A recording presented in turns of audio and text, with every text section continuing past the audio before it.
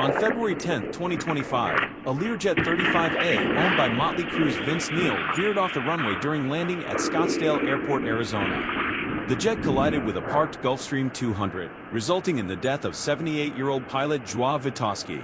Neil was not aboard. His girlfriend and her friends sustained injuries. A Cirrus SR20 crash lands across 16th Avenue in Vancouver. Miraculously, no one was injured. Captain Diana Ruiz, known as the Supersonic Woman, was flying a BAC 167 Strikemaster during a low pass when her jet crashed at an airshow. The impact was fatal, and the cause remains under investigation. This Piper aircraft went down in a residential area of Roy, Utah, crashing just feet away from a house. Miraculously, no one on the ground was injured.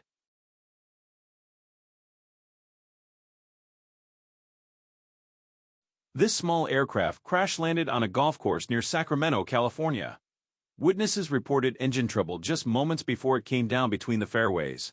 The pilot survived and was treated for minor injuries, while no golfers were harmed during the emergency landing.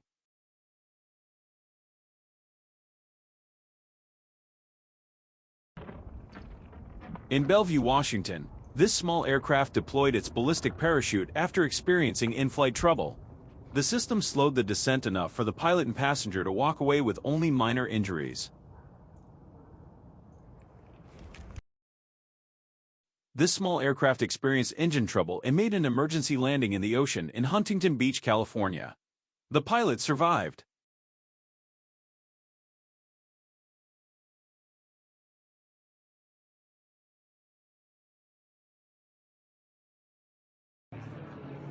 During an aerobatic display at Charles Prince Airport in Harare, Zimbabwe, an Extreme Air Spock 300 crashed nose first after a low-altitude stall. The pilot, performing a solo maneuver, did not survive the impact. Oh, shit, that's a crash. Holy shit. A car dashcam captured on a busy street in Mukilteo, Washington, a plane that clips power lines and crashes, sending two giant fireballs into the sky. No one, the pilot or his passenger, was injured.